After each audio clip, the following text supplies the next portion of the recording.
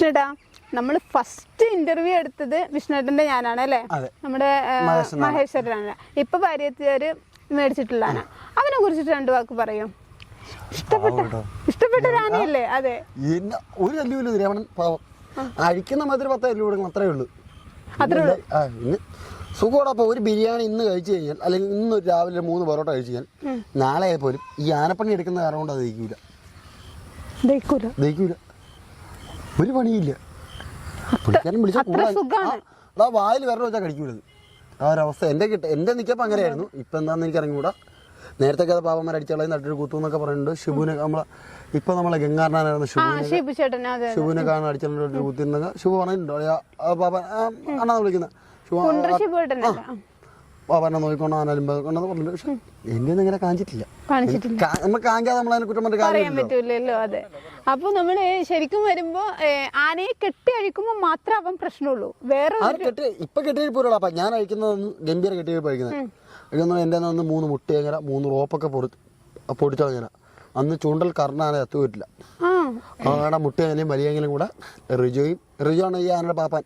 റിജു കെട്ടിത്തരാൻ റിജയും കരിച്ചെന്ന് പറയും. അവൻ്റെ പേര് അളിയൻ്റെ പേര് എനിക്ക് അറിഞ്ഞൂടാ. ഇവരാണ് കൂടെ ലസിച്ച് അങ്ങനെയൊക്കെ പറിച്ചെണ്ണം ആ ചൂണ്ടൽ കർണാനയുടെ ചത്തുകാനയുടെ മുട്ടയെങ്കിലും വലിയെങ്കിലും നീരി കെട്ടുന്ന ഈ 2 ചങ്ങല കൊണ്ടിട്ട് കെട്ടി തന്നിട്ടാണ് ഞങ്ങൾ അയച്ചിട്ടാണ് ഞാൻ അയക്കുന്നത്. ഇന്ന് രാത്രി അയക്കുന്നു, പിറ്റേ ദിവസം പരിപാടി എടുക്കുന്നുണ്ട്. ഇന്ന് കിടന്ന ശല്യമില്ല, പിന്നെ പ്രശ്നമില്ല. ഇല്ല, കിടക്കണം. ഇരുന്ന് കിടന്നാ പുള്ളിക്കാർ ഏത് അങ്ങനെ പറയ്ക്കും കേട്ടോ. മനസ്സ് ടെമ്പറേറ്റ് അയ്യ അപ്പോൾ പറയ്ക്കും. കെട്ടി വെക്കുമ്പോൾ നല്ല സ്ട്രോങ് ആയിട്ടുള്ള ചങ്ങല തന്നെ വേണം അല്ലേ? അല്ല പുള്ളിക്കാരൻ പറയും. അത് ഇപ്പോഴും അങ്ങനെ കെട്ടി കഴിക്കുന്ന പറഞ്ഞാൽ വാപ്പാൻ ചെന്ന് വിചാരിക്കാൻ തല്ലൂർ നോക്കൂ നിൽക്കുന്ന ഏത് ചങ്ങല അത് പറിച്ചോട്ട് പോകും. അപ്പൊ നാടിയാമരൊക്കെ നല്ല കരുതലോടെ വെക്കണം. നാളെ പറിക്കത്തില്ല, നാളെ പറിക്കുന്നതിന് കൂടുതൽ ആമരം പറിക്കും. ഇഷ്ടപ്പെട്ട ഒരു സ്വഭാവം എന്തുകൊണ്ടാണ്? രമണ ഭയങ്കര ഇഷ്ടമാണോ? ശല്യമില്ല. ആനകളിൽ എനിക്ക് ഏറ്റവും ഇഷ്ടപ്പെട്ട, അതായത് ഒരു അലിമ്പും ഇല്ലാതെന്ന് എനിക്ക് തോന്നിയ 3 ആനകളുള്ളൂ. ഒന്ന് രമണൻ, ഒന്ന് ചെറുക്കര ദേവനാരായണൻ, ഒന്ന് ചെറുക്കര ശ്രീറാം. തമ്മിയുടെ കൂടെ നിൽക്കായിരുന്നു. ഈ 3 പേരും വേറെ കലാപമില്ല, സമാധാനമുണ്ട്. പക്ഷെ എന്നാലും ബാക്കിയുള്ള ആനകൾ കൊണ്ടിടുന്ന കലാപം വെപ്രോളം അങ്ങനെ ഒന്നല്ല പറഞ്ഞത്. ഇവര് 3 പേരും ഒരേ മൈൻഡ് എന്നാണ് എനിക്ക് തോന്നിയിട്ടുള്ളത്. വല്ലതും തിന്നണം, എന്നെ ഓവർ തല്ലരുത്, എനിക്ക് വല്ലതും തിന്നാനും കുടിക്കണം, ഞാൻ കൊണ്ടിടുന്നത്, ഞാൻ വന്നോളാം കൂടെ. എന്റെ രീതിക്ക് നിന്ന് കഴിഞ്ഞാൽ ഞാൻ നിങ്ങളുടെ രീതിക്ക് തിന്നാനും കുടിക്കാൻ തരണം, നീ വന്നാൽ ഞാൻ കൂടെ വന്നോളാം, എന്ത് കാര്യം ചെയ്തു തരാം, നിങ്ങൾ പറ്റുന്ന കാര്യം ഞാൻ ഭംഗിയാക്കി തരാം എന്നുള്ള ചിന്തപ്പാട് അവർ 3 പേർക്കുള്ളത്. അതാണ് എനിക്ക് മനസ്സിലായിട്ടുള്ളത്. കൊല്ലങ്ങളായിട്ടുണ്ട്. അതിന്റെ വ്യത്യാസം ആനക്കും വരാം, ആനക്കാർക്കും വരാം. അപ്പൊ ഇവര് തമ്മിൽ 3 പേരും ഒരേ സ്വഭാവക്കാരാണെന്നാണ് തോന്നുന്നത് അല്ലേ? ഇത് 3 ഒരു കാറ്റഗറിയിൽ വരുന്ന ആനകളുമാണ്. ചെറുകര ശ്രീറാമിന് കയറിയിട്ടുണ്ടല്ലോ. കൂട്ടത്തിൽ തമ്മേന്റെ കൂട്ടത്തിൽ ഇന്ന് ഇപ്പോഴത്തെ നമ്മളെ ഓമന്റെ ഒരു ഗോവിന്ദൻകുട്ടി ആനയില്ലേ, പാല ശങ്കരൻകുട്ടി ഗോവിന്ദൻകുട്ടി ആനയില്ലേ, തമ്മേന്റെ കൂട്ടത്തിൽ ഞാൻ നിൽക്കുന്നത്. അതിൻ്റെ കൂടെ അവരുടെ കൂടെ നിന്നിട്ടുണ്ട്. അപ്പൊ ചേട്ടൻ പറഞ്ഞ ഈ 3 ആനയുടെയും ഒരേ രീതിക്കുള്ള സ്വഭാവമാണെന്ന്. ഏറ്റവും കൂടുതൽ സാമ്യം തോന്നിയത് ഏതിനോടാണ്? മഹേശ്വരനാനി ശ്രീറാമാനി ആനയാണ്. ഏകദേശം ഒരേ കാറ്റഗറിയിൽ പോയിക്കൊണ്ടിരിക്കുന്നത്. നോക്കാതെ 2ാം പാപ്പാനായാലും 3ാം പാപ്പാനായാലും കൂടെ നടക്കുകയാണെങ്കിൽ പുള്ളിക്കാരൻ തിരിഞ്ഞ് മേലെ നോക്കൂല.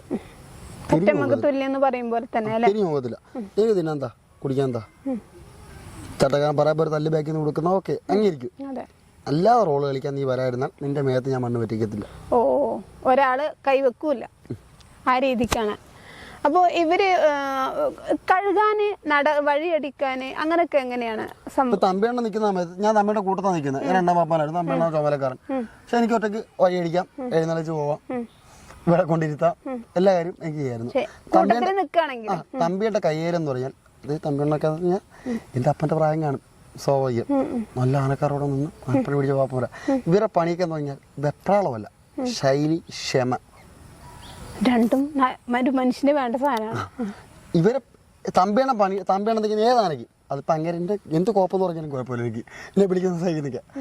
അങ്ങേര് എന്ത് കോപ്പെന്ന് പറഞ്ഞാലും അങ്ങേര് നിൽക്കുന്ന ആനയാൾക്ക്, അങ്ങേര് കൈകാര്യം ചെയ്തുകൊണ്ട് നിൽക്കുന്ന ആനയാൾക്ക് അങ്ങേര് ശൈലി പണിയെടുത്ത് പോകണമെങ്കിൽ എൻ്റെ പൊന്നു മുള ഇറച്ചിയിൽ ഒരു മണ്ണെന്നല്ല ഒരു രോമം പറിച്ച് ആനയായിട്ട് കളയത്തില്ല. തമ്പിയണ്ണ കൈകാര്യം ചെയ്യുന്ന രീതിക്ക് തമ്മിയുടെ കൂടെ അങ്ങനെ കൂടെ ഇടസരക്കാരന്മാർ എന്നിട്ട് ഇത് കൈകാര്യം ചെയ്ത് പോകണമെങ്കിൽ ശരീരത്തിൽ നിന്ന് ഒരു രോമം പോലും പറിച്ചിടത്തില്ല. എൻ്റെ അനുഭവമാണ്, ഇരിക്കുന്ന ഭൂമി സത്യം ഞാൻ പറയുന്നത്.